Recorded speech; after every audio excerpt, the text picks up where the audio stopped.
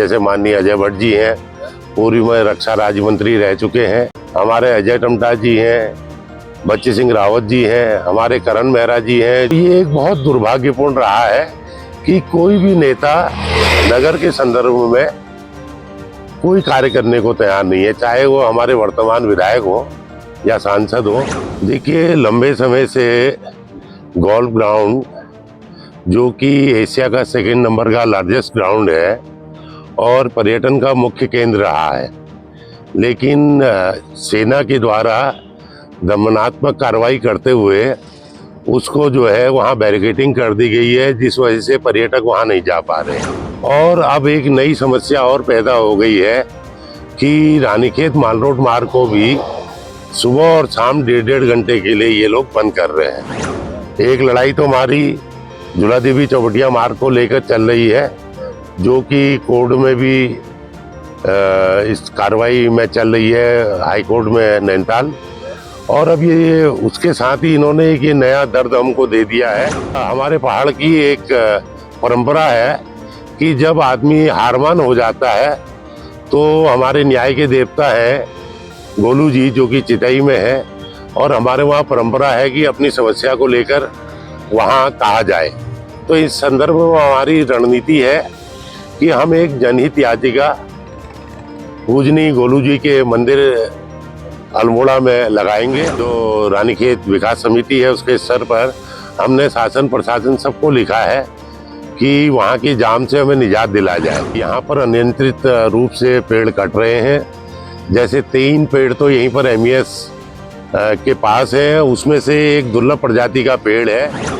और आपका हम बहुत बहुत धन्यवाद करते हैं कि आपने हमें अपने इन मनोभावों को प्रकट करने का मौका दिया। हेलो, हाय, नमस्कार, पहलाग। मेरा नाम है नीरज और आप देखना शुरू कर चुके हैं हेलो कुमाऊं। आज का एपिसोड बहुत ही खास होने वाला है, तो सबसे पहले तो मैं आपसे रिक्वेस्ट करूंगा कि इस एपिसोड को एंड तक आप देखें, क्योंकि इसमें रानीखेत की एक जन समस्या जो कि पिछले कुछ टाइम से उभर के आई है, उत्पन्न हुई है, इस समस्या पे हम बात करने वाले हैं। रानीखेत में टूरिज्म कैसा चल रहा है, इस पे बात करेंगे। रानीखेत का व्यापार, रानीखेत का व्यापारी जो है, उनके लिए बहुत ही खास ये वीडियो है, क्योंकि आज उनकी समस्याओं पे हम बात करने वाले हैं। और रानीखेत जो पूरे शहर में जो जन समस्याएं हैं उन पे हम आज बात करने वाले हैं। तो दोस्तों, रानीखेत बहुत ही खूबसूरत शहर है और इसका जो इतिहास रहा है वो डिफेंस में काफी रिच रहा है, क्योंकि रानीखेत जो है घर कहलाता है कुमाऊं रेजिमेंट और नागा रेजिमेंट का। यहाँ पे दोनों के हेडक्वार्टर्स भी मौजूद हैं। तो यहाँ पे अगर आप आसपास के गांव से भी देखेंगे तो हर दूसरे या तीसरे घर से आपको कोई ना कोई बेटा फौजी या कहीं ना कहीं पिताजी फौज से रिटायर, ऐसे भी केसेस हर दूसरे तीसरे घर में आपको मिल जाएंगे। हमारे पास में यहाँ आर्मी पब्लिक स्कूल भी है। तो आर्मी में रानीखेत का जो कल्चर है, रानीखेत का जो इतिहास है, वो काफी रिच रहा है। अब बात करते हैं रानीखेत की सुंदरता पे। रानीखेत से अगर आप देखेंगे तो ऑलमोस्ट आप ये 180 डिग्री व्यू देख पाएंगे हिमालयाज का। इतना वाइड हिमालयाज आपको कहीं से भी नहीं देखने मिलेगा। रानीखेत की सुंदरता और रानीखेत का जो कल्चर है वो अपने आप में बहुत ही अद्भुत है। पिछले कुछ टाइम से रानीखेत में देखा जा रहा है कि जो पर्यटक है वो यहाँ पर बहुत ही कम पहुँच पाते हैं, और इसके पीछे कारण कई सारे हैं। कई सारी समस्याएं जो कि लोगों को यहाँ पर फेस करनी पड़ रही हैं, या फिर जो पर्यटक हैं उन्हें फेस करनी पड़ती हैं। इसमें सबसे पहला मुद्दा है कि कैंची जाम। जो कैंची धाम के पास में आए दिन हम देखते हैं कि वहाँ पर जाम लग जाता है, जिस वजह से पर्यटक जो है वो रानीखेत तक ना आकर, बल्कि जो कैंची धाम के नियरेस्ट जो हिल स्टेशन है, जैसे मुक्तेश्वर की बात करें या नैनीताल की बात करें, वहाँ पर अक्सर चले जाया करते हैं, क्योंकि रानीखेत आने में उन्हें काफ़ी दिक्कतों का सामना करना पड़ता है। यही बात अल्मोड़ा, बागेश्वर, कौसानी पे भी लागू होती है। अब हम बात करते हैं एक ऐसी समस्या के बारे में जो कि बहुत ही खास है और जिसने टूरिज्म को, आप ये सोचिए, रानीखेत में बिल्कुल खत्म कर दिया। वो समस्या है गोल्फ कोर्स। रानीखेत का गोल्फ कोर्स पिछले कुछ समय से, कुछ सालों से बंद हो चुका है, और बंद हो रहा है, यानी कि जो टूरिस्ट है और जो जनरल पब्लिक है वो वहाँ पर नहीं जा पा रही है, अंदर एंट्री उनकी नहीं है। तो गोल्फ का बंद होना भी रानीखेत में जो टूरिज्म इफेक्ट हुआ है, जिससे टूरिज्म कम हुआ है, उस पर बहुत ही फ़र्क डालता है, क्योंकि टूरिस्ट के लिए तो वो एक स्पॉट था ही था, साथ में जो रानीखेत के निवासी हैं, रानीखेत वाले हैं, जो लोकल के लोग हैं, उनके लिए भी एक अच्छी शाम के टाइम पे घूमने की एक ऐसी जगह थी कि जहाँ पर वो अपनी फैमिली के साथ में, फ्रेंड्स के साथ में कुछ समय बिता सकते हैं। जो लोकल यहाँ के लड़के होते थे वो कभी गिटार लेके वहाँ पर चल जाते थे, तो कई अच्छी संगीत की महफिलें भी वहाँ पर देखने के लिए मिलती हैं। तो गोल्फ का बंद हो जाना रानीखेत वासियों के लिए बहुत ही, रानीखेत में जो टूरिज्म था इससे वो बहुत ही इफेक्ट हुआ है और ये बहुत ही बड़ी समस्या है। पिछले कुछ टाइम से आप देख रहे होंगे कि रानीखेत का जो माल रोड वाली रोड है, जो कि नर्सिंग ग्राउंड से रानीखेत से कटती है और जो कि हमारे रानीखेत में 3 टूरिस्ट पॉइंट को कवर करती है, जिसमें कि झूला देवी मंदिर, चौबटिया एप्पल गार्डन और 7 स्टोन शामिल है। तो इन 3 टूरिस्ट स्पॉट को, और साथ ही न जाने कितने गांव इस रोड से जुड़े हुए हैं। अगर आप देखेंगे तो बहुत सारे गांव इस रोड से भी जुड़े हुए हैं। इस रोड में पिछले कुछ समय से हम देख रहे हैं कि आर्मी ऑफिशियल्स ने 1.5 घंटा सुबह, 1.5 घंटा शाम को ये रोड बंद कर दी है, जिस वजह से रानीखेत की जो आम जनता है उन्हें काफ़ी समस्या हो रही है इससे। ऐसा पहले कभी हुआ नहीं कि ये रोड ऐसे बंद हुई, तो इस बार आर्मी ऑफिशियल्स ने ऐसी बात की है और इससे कहीं ना कहीं टूरिज्म जो है उसे भी कहीं ना कहीं झटका लगेगा। तो रानीखेत की आम जनता ने सबसे पहले क्या किया, रानीखेत की आम जनता ने इससे निदान पाने के लिए एसडीएम साहब के थ्रू जो एक ज्ञापन है महामहिम राष्ट्रपति जी को भिजवाया। जब रानीखेत वासियों को वहां से भी इस समस्या का निदान नहीं मिला, अब रानीखेत के पास में सिर्फ और सिर्फ एक ही सल्यूशन इसका बच जाता है। रानीखेत वासी जितने भी हैं उन्होंने न्याय के देवता, उत्तराखंड के देवता, गोलू देवता को चिट्ठी लिखी है, उसमें अर्जी लिखी है और इस समस्या से निदान पाने के लिए उन्होंने कहा है कि हे गोलू देवता, अब तुम ही न्याय करना। तो इस खास मुद्दे को लेकर हमने बात की है श्री खजान चंद जोशी जी से और उनसे जाना है कि क्या क्या समस्याएं इसमें हुई हैं और क्या क्या स्टेप्स अभी तक लिए गए हैं।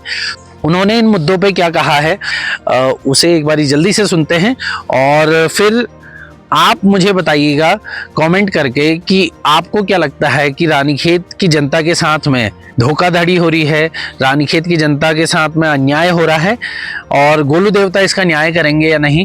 आप हमें कमेंट के माध्यम से बताइए और देखते रहिए हेलो कुमाऊं। देखिए, लंबे समय से गोल्फ ग्राउंड जो कि एशिया का 2nd नंबर का लार्जेस्ट ग्राउंड है और पर्यटन का मुख्य केंद्र रहा है, लेकिन सेना के द्वारा दमनात्मक कार्रवाई करते हुए उसको जो है वहाँ बैरिकेडिंग कर दी गई है, जिस वजह से पर्यटक वहाँ नहीं जा पा रहे हैं। और पर्यटन के ही विषय में अगर हम कहें तो हमारे मुख्य बिंदु रानीखेत, माल रोड, चौबटिया, झूला देवी मार्ग पर भी पड़ते हैं, जिसमें इन्होंने पूर्व में ही झूला देवी से चौबटिया का एक बहुत सुंदर मार्ग बंद कर रखा है।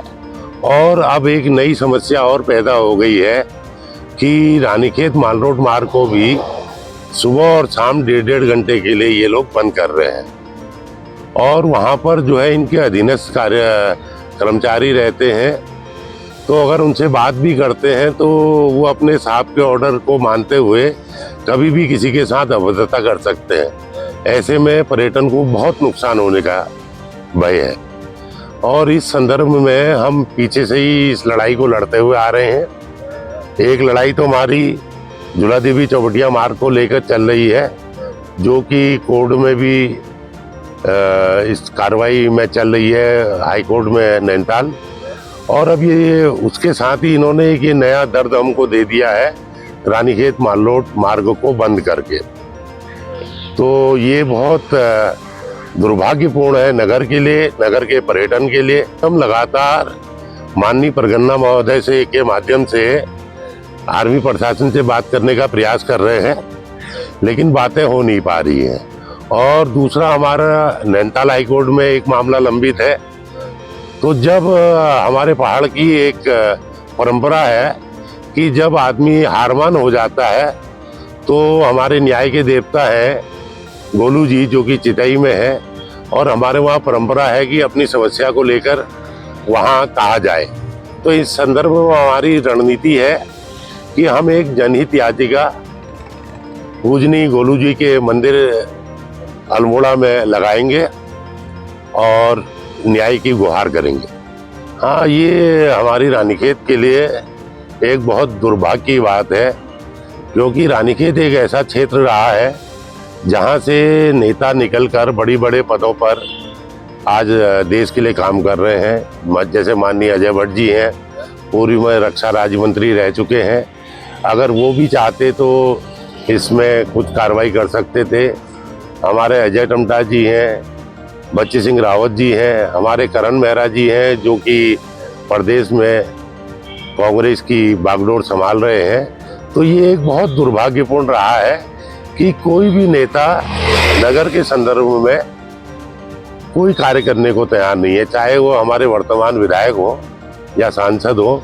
ये हमारे लिए बहुत दुख का विषय है। ये भी एक आस्था से लगा हुआ प्रश्न है, लेकिन हमने अपने स्तर पर, हमारा जो रानीखेत विकास समिति है उसके स्तर पर हमने शासन प्रशासन सबको लिखा है कि वहाँ की जाम से हमें निजात दिलाया जाए। उससे जहाँ एक तरफ हमारे रानीखेत का पर्यटन प्रभावित हो रहा है, दूसरा एक और दुर्भाग्यपूर्ण बात है कि हमारे जो रानीखेत अल्मोड़ा बागेश्वर है, यहाँ जो स्वास्थ्य सेवाएं हैं वो पूर्ण रूप से हल्द्वानी पर निर्भर है, क्योंकि थोड़ा सा भी तबीयत खराब होने पर हमें वहाँ भेज दिया जाता है, जिसमें जो है गंभीर मरीजों का समय से वहाँ पहुँचना बड़ा मुश्किल का काम होता है। और बीच में हमने कई बार माननीय मुख्यमंत्री जी और विधायक जी के माध्यम से भी इन बातों को रखा है। पर्यटन तो है ही है, लेकिन स्वास्थ्य भी एक बहुत बड़ा मुद्दा है।